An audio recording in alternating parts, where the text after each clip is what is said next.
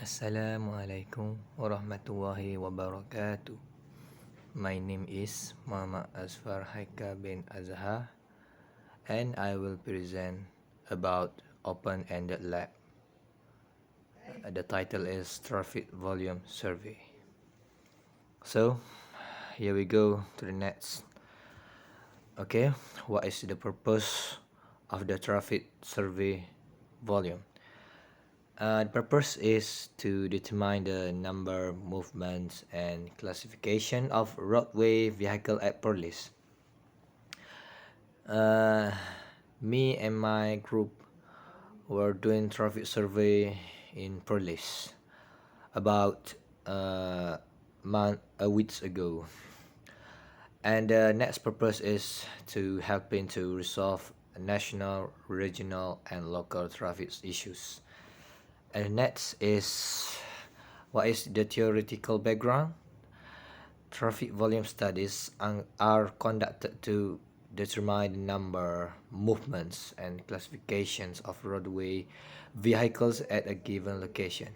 This data can help identify critical flow time periods, determine the influence of large vehicle of pedestrians or vehicular traffic flow, or document traffic volume trends.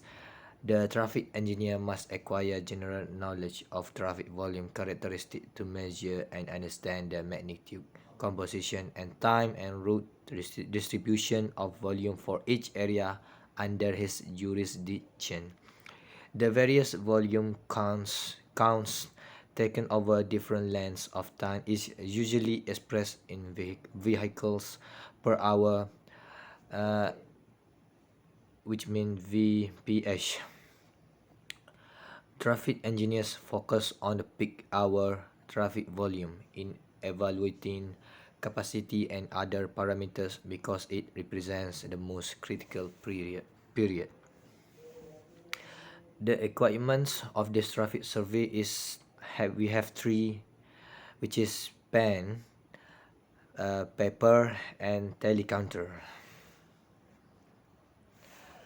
This is the image we taken for a traffic survey during the morning.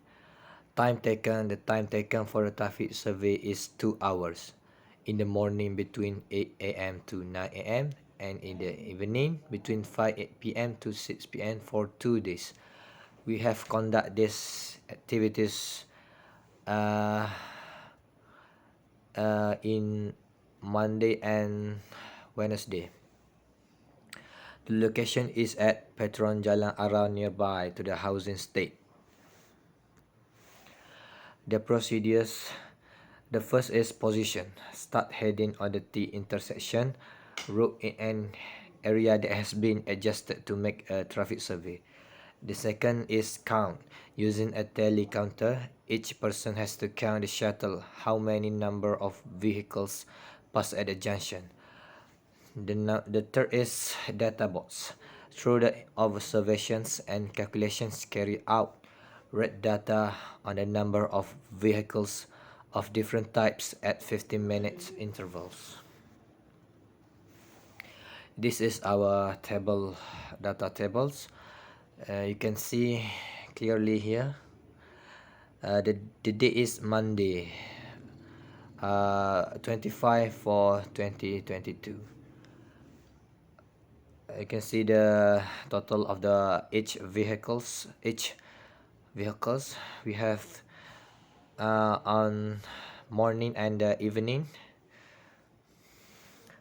And the next second table is on Wednesday, 27 for 2022.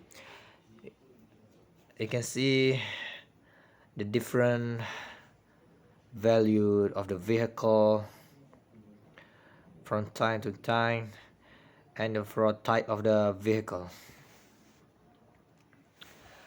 We go to the discussion and conclusion.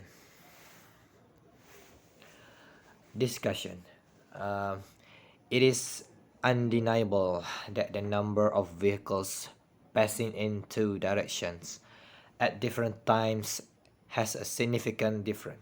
For example, in the morning, the number of motorcycles recorded a value of 305, while in the evening it had a total of 995, which is in the table.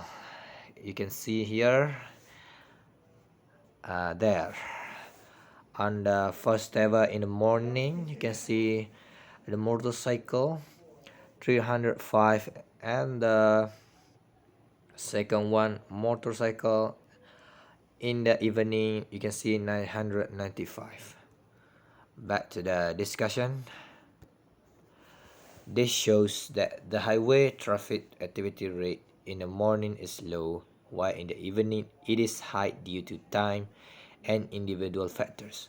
Therefore, the value of PCU needs to be multiplied by the sum of each vehicle. Saturation flows, however, are influenced by the proportion and type of vehicle in the traffic stream. Therefore, passenger car equivalents (PCE) are usually assigned to various categories of vehicle in order to normalize the saturation flow to the common base of passenger car units per hour, which mean in the uh, small letter PCU per hour. Next, we go to the analysis of conclusion. Based on our result, we obtain that the car taxi are the majority of the vehicle at the area. The second most route user will be the motorcycle, followed by pedal. Moreover, long period hours of observations should be performing in order to have a better understanding of the traffic volume at the junction. In conclusion, our objective of the study are achieved. That's it of our activities. We just summarize it in the sentences. So thank you.